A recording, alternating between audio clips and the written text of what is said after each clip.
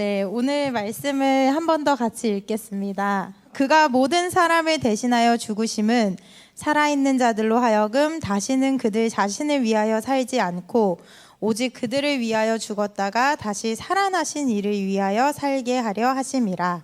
아멘.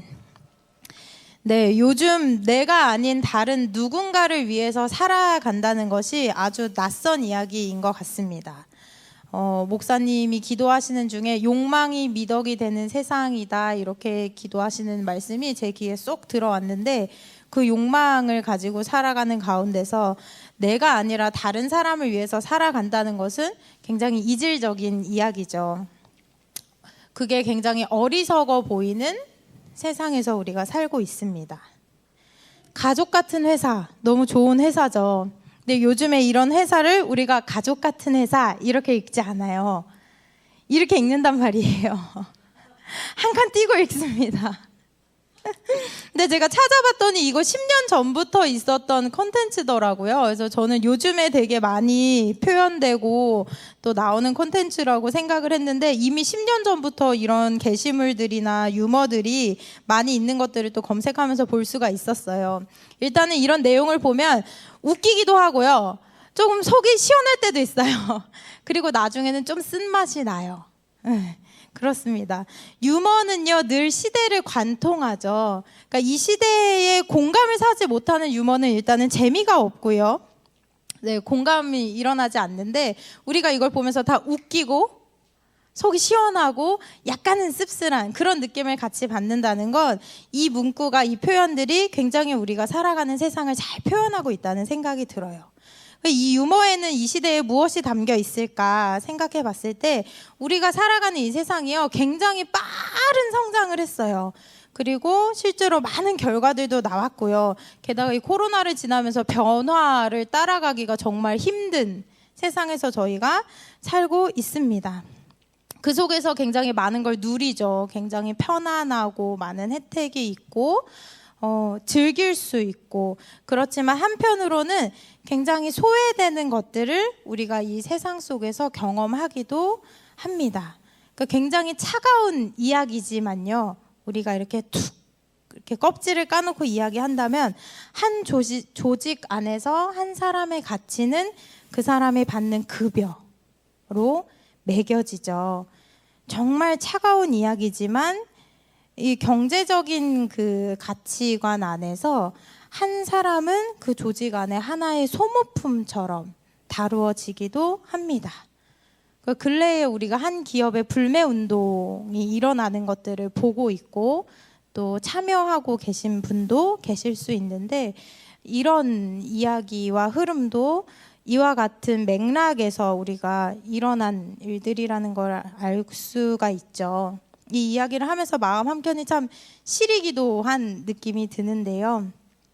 이런 합리적인, 아주 초합리적인 세상 속에서 사실은 이 많은 청년들이 더 이상 소비되지 않기를 원하는, 내가 더 이상 이 경제적인 가치에서 한 사람을 어떤 경제적인 기준, 그 사람이 내는 결과물과 성과 안에서 소비되고 싶지 않다라는 목소리가 점점 커지고 있어요. 한 회사, 한 사회, 한 조직의 소모품으로 나는 살지 않겠다라고 많은 청년들이 애쓰고 노력하고 있습니다. 그러니까 어느 정도냐면, 난 더 이상 소모적인 관계도 하지 않겠다 하면서 관계도 피하고 사람들과 거리를 두고 혼자 되기를 선택하고, 그런 세상 속에서 우리가 살고 있어요. 결혼을 하지 않는다거나 연애도 포기한다던가 어떤 친밀한 관계들에도 선을 긋는다던가, 이런 것들을 우리가 많이 보게 되죠. 한쪽에서는 이런 젊은이들을 비판도 합니다. 비판하기도 해요. 그러면 안 된다 이야기하지만, 이 책임지지 않는 사람들의 목소리를 들을 이유가 없습니다. 충분히 합리적인 선택을 이 젊은 세대들이 하고 있는 거죠. 그런데 이런 시대 속에서 하나님은 우리에게 자기를 위해 살지 말고 예수님을 위해서 살라고 말씀을 하고 계신 거예요. 여러분, 이런 말씀에 아멘이 되십니까? 정말 그렇게 사셔도 괜찮으시겠어요? 우리가 누가복음 14장 28절 말씀을 같이 읽어볼 텐데요. 너희 중에 누가 망대를 세우고자 할진대 자기의 가진 것이 준공하기까지에 족할는지 먼저 앉아 그 비용을 계산하지 아니하겠느냐. 아멘. 예수님은 자기 자신을 따르는 삶을 살기 전에 그 삶이 어떤 것인가, 그 인생이 어떤 인생이 될 것인가를 따져보라고 말씀하셨습니다. 만약 지금까지 따져보신 분이 없으시다면 따져보시고요. 지금까지 따져보고 오신 분이 계시다면 또 한번 따져보셨으면 좋겠어요. 저는 의심이 많고요. 좀 불안이 큰 사람이라서 예수님 따라가야지 하다가도 중간중간 주저앉아가지고 다시 따져보자 하고 계산을 좀 하는 사람이에요. 그럴 때마다 뭘 해야 되냐면 말씀을 봐야 되더라고요. 그렇지 않으면 이게 셈이 되지가 않고 따져지지가 않는 거예요. 그래서 예수님을 위해서 정말 살만한가를 오늘 같이 좀 따져보려고 합니다. 마태복음 20장에는요. 포도원 품꾼의 비유가 나옵니다. 같이 읽겠습니다. 천국은 마치 품꾼을 얻어 포도원에 들여보내려고 이른 아침에 나간 집 주인과 같으니. 네, 그런데 이 주인의 셈법이요. 좀 특이한 셈법을 사용해요. 어떠냐면요. 이른 아침 이렇게 나옵니다. 아마 한 7시, 6시께 되는 시간이 아닐까 생각해요. 이른 아침에 나가서 이 주인이 장터에서 일할 곳을 찾고 있는 사람들에 가서 제안을 합니다. 김주희 씨, 하루를 일하면 한 데나리온을 내가 주겠습니다. 오케이, 콜! 해서 이제 그 이른 아침에 포도원으로 들여보내는 거예요. 그리고 종일, 굉장히 더운 날씨였다고 이야기를 해요. 종일 포도원에 들어가서 일을 해요. 그런데 이 주인이 희한한 게 뭐냐면 아침 일찍 가가지고 일할 사람들을 다 불러왔는데 한 9시쯤 돼서 또 장터에 나가는 거예요. 나가서 봤더니 일할 곳을 찾지 못하고 서성이는 사람들을 또 만납니다. 자, 그러면 또 미나 씨, 우리 포도원에 가서 일을 합시다 하고 불러가고요. 자, 9시가 지났어요. 이제 9시 지나면 사실 일할 사람을 더 이상 모집할 시간은 아닌데 또 한 12시쯤 나가요. 12시쯤 나가서 보면 또 일할 곳을 찾지 못하고 빈둥거리는 사람들을 만나게 돼요. 그러면 또 그 사람들을 포도원으로 데리고 들어옵니다. 아직 끝나지 않았어요. 3시가 됐습니다. 오후 3시에 또 나가요. 또 나가서 일하지 않고 그 장터에서 서성이고 있는 사람들을 자기 포도원으로 들여보내요.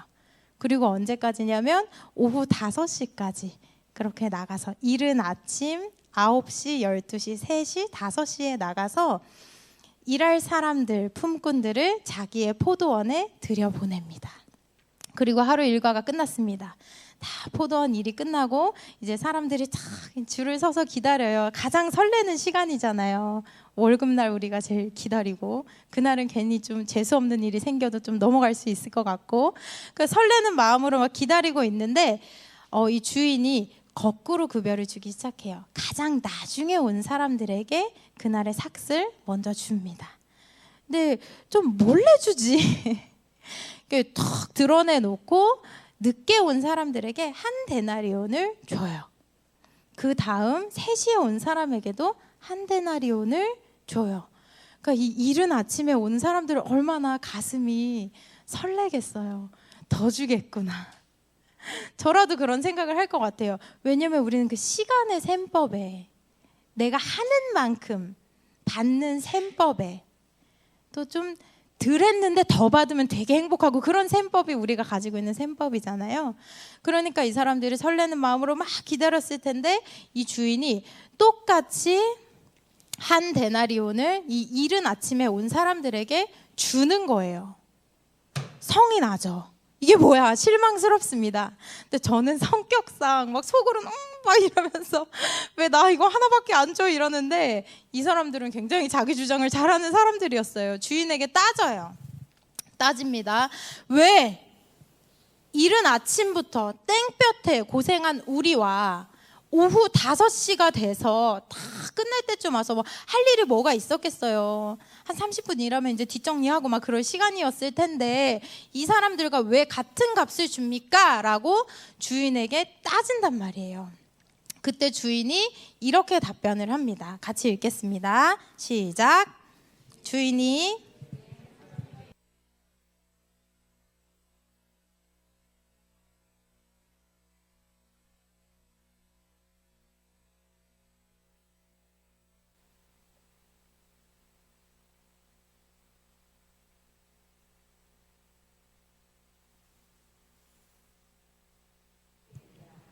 이와 같이 나중된 다로서 먼저 되고 먼저 된 다로서 나중 되리라.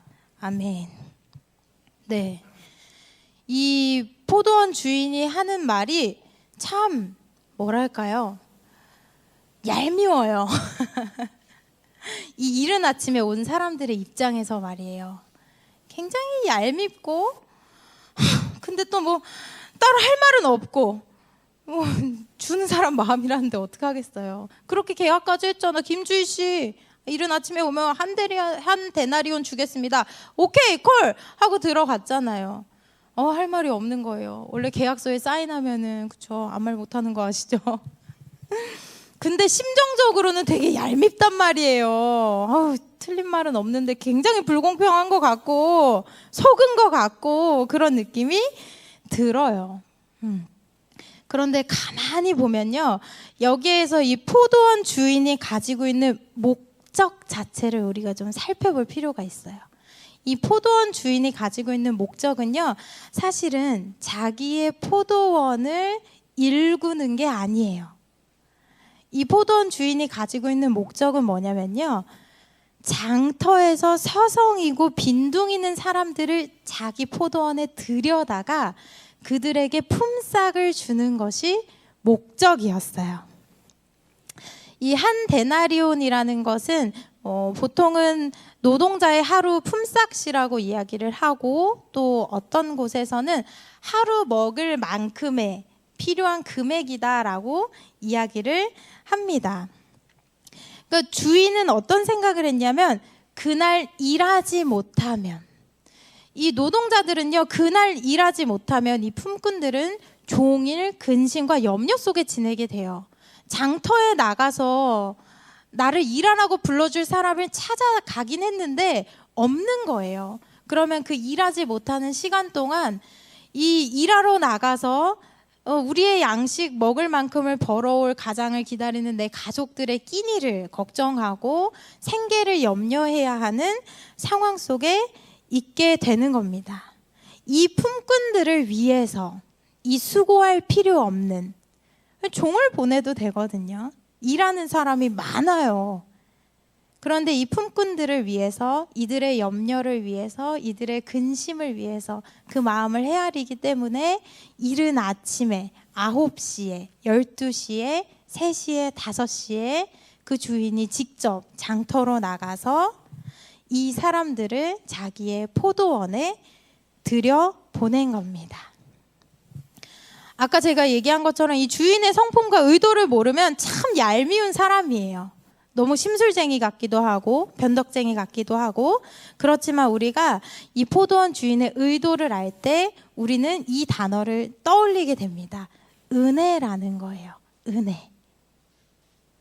이 포도원 주인이 장터에 나가서 이 일꾼들을 불러들일 이유가 없고 이 일꾼들을 찾아 나설 필요도 없지만, 그의 필요가 아니라 장터에 서성이는 그들을 위해, 그들의 필요를 위해 주인이 나가 그 일꾼들을 포도원으로 들인 거죠. 우리는 그런 것들을 은혜라고 이야기합니다. 주인은 품꾼들을 소비해서 자기 포도원에 가꾸지 않았어요. 이 품꾼들을 소모품처럼 데려다가 자기의 포도원을 일구고 자기의 이득을 취하지 않았습니다. 오히려 어떻게 했냐면요, 거꾸로 자기의 자산을, 자기의 시간을, 자기의 어떤 신체적인 에너지를, 자기의 수고로움을 소비했죠. 종일 소비 정도가 아니라 사실 굉장히 낭비하면서 그 장터에 나가서 품꾼들을 구제했습니다. 오늘 본문에서 예수님을 위해 살아라 라는 그 말씀에도 분명히 의도가 들어있을 거예요.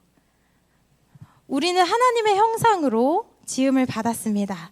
하나님과 관계하는 사람으로 만들어졌어요. 하나님의 모양대로 살아가게끔 우리는 그런 목적을 가지고 지어졌습니다. 그렇지만 이 죄라는 게요, 여러 가지 행위와 우리 마음의 어떤 태도들을 이야기하겠지만 그 무엇보다도 이 죄라는 건 그 하나님의 형상을 깨뜨리고 망가뜨리고 손상시키고 내가 누군지, 어떻게 살아야 되는지, 내가 지어진 목적이 무엇인지를 아주 새까맣게 잊어버리는 것, 그것이 죄가 가지고 있는 특성입니다. 그러면서 하나님과의 관계도 끊어졌어요. 그러니까 이 사람이요, 태어나긴 했는데요, 무엇을 위해서 살아야 할지를 모르고 어디로 가야 할지를 모릅니다.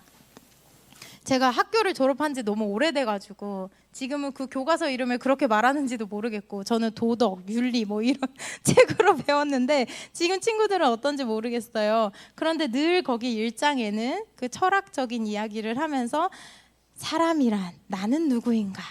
사람이란 무엇인가? 이런 질문들이 늘 나왔어요. 그리고 지금도요, 사람은 이런 것이다, 사람의 목적은 이런 것이다 라는 게 계속 생겨나고 계속 새로운 아이디어들이 또 제안되고 주장되고 있어요. 그 뜻은 뭐냐면요, 아직도 답을 못 찾은 거예요. 사람이 뭐냐, 사람이 무엇으로 살아야 하냐, 무엇을 위해 살아야 하냐라는 답을 못 찾아서 아직도 그 질문에 많은 답변들이 달리고 있습니다. 이렇게 어디로 가야 할지, 무엇을 위해 살아야 할지, 무엇으로 살아야 할지 모르는 이런 상태를 예레미야 2장 13절에서는 터진 웅덩이에 비유해서 이야기합니다. 같이 읽어보겠습니다. 시작.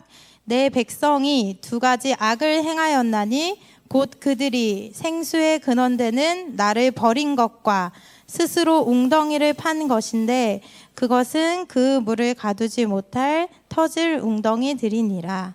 아멘. 그러니까 결국 이 사람이요, 터진 ung덩이 속에서, 터진 웅덩이가 뭐예요? 웅덩이를 막 파요. 목마르니까요. 물을 마셔야 되니까 막 샘을 파는데 쫄쫄쫄쫄쫄 물이 나오는 것 같은 거예요. 어때요? 너무 반갑죠. 더 열심히 파죠. 그런데 그 웅덩이가 터졌어요. 그래서 물이 나오는 것 같은데 터질 것 같은데 자꾸 밑으로 새요. 그럼 어떻게 해요? 물을 마시려면 이 터진 웅덩이를 끊임없이 파고 또 파야 돼요. 그렇게 사람은 자기의 목마름을 채우려고 끊임없이 터진 웅덩이를 파내면서 살아가고 있다는 거예요. 욕망으로, 목마름으로 뭔가 이 인생의 답을 찾아서, 행복을 찾아서, 만족을 찾아서 그렇게 살아가고 있는 거죠. 우리가 생활을 하다 보면요, 물건이 망가질 때가 있어요. 두 종류가 있죠. 얼마든지 갈아치울 수 있는 그런 물건이 있죠. 새로 살 수 있는 그런 물건들이 있습니다. 갈수록 좋은 것도 많이 나와요, 세상에. 그러니까 아쉬움 없이 버릴 수 있는 것들도 많아져요. 하지만 반대로 어떤 의미와 가치를 가지고 있는 물건이라면 우리가 그럴 수 없죠. 어떻게든 값을 치르려고 해요. 때로는요, 내가 원래 샀던 이 물건의 값보다 더한 값을 치르고라도 그 물건을 복구하고 싶고 회복하고 싶고 계속해서 소유하고 싶은 그런 물건들이 우리에게 있기도 합니다. 수고를 드리기도 해요. 서비스 센터가 멀어도 찾아가거나, 요즘 여러 가지 TV 프로그램 중에 제가 어떤 걸 봤냐면 그 어릴 때부터 가지고 있던 애착 인형을 고쳐주는 공장이 있더라고요. 그럼 비용이 많이 들어도 그 어렸을 때 그 모양으로 이렇게 고쳐주는 인형, 혹은 어떤 가방이나 명품을 복구하는, 어머니에게 받은 유품 이런 것들을 값을 주고 이렇게 복구해서 다시 쓰는 그런 것들을 보게 돼요. 가치와 의미라는 것, 내가 가지고 있는 그 물건의 소중함과 중요성에 따라서 우리는 그 물건이 망가졌을 때 보이는 태도가 달라지는 거죠. 값을 치르는 것들을 주저하지 않는 그런 소중한 것들이 우리에겐 있습니다. 그래서 하나님이 그분이 하실 수 있는 가장 큰 소비를 하신 거예요. 가장 막대한 소비를 하셔서 우리의 인생을 이렇게 사신 거예요. 정말로 사셨거든요. 죄의 종으로 살아가던 우리를 값을 치르고 사셨어요. 하나님의 소유로. 더 이상은 터진 웅덩이에서 헛물을 켜지 말라는 거예요. 헤매지 말고 내가 무엇을 위해 살아가야 하는가를 찾지 못하는 그런 인생을 살지 말고 내가 무엇을 위해서 어떻게 살아가야 하는가를 이제는 찾으라 라고 주님이 우리의 인생을 막대한 소비로 사신 거죠. 포도원 주인과 같아요. 이른 아침에, 오전에, 낮에, 오후에, 저녁 때가 다 되어서 우리를 찾아오시는 거죠. 여러분, 그리스도를 위해서 살아가는 우리의 삶은요, 결코 소비되지 않습니다. 소모되지 않아요. 우리의 삶은 가장 값진 것으로 하나님의 소유가 되었습니다. 우리의 속과 바닥과 본질을 가장 잘 아시는 그분께 구속이 된 거예요. 그러니까 여러분은 아주 귀한 분들이죠. 한 해의 다짐이 흐릿해지는 1월 말을 저희가 보내고 있습니다. 어떤 다짐들을 좀 하셨나요? 우리가 올 한 해 일찍이 하나님의 포도원에 들어가기를 원해요. 포도원에 일찍 들어가는 것들을 억울해하지 않고 분해하지 않고 적극적으로 하나님의 포도원에 들어가서 하나님, 제가 이 포도원에서 어떻게 살아가면 좋겠습니까? 이 포도원에서 당신의 그 품꾼으로 내 염려와 내 근심과 내 목마름과 나의 그 막연함과 나의 두려움과 모든 것을 아시는 그 주님의 포도원 안에서 내가 어떻게 쓰여야겠습니까? 그것을 하나님께 묻고 또 그것을 들으시는 한 해가 되시기를 축복합니다. 기도하겠습니다.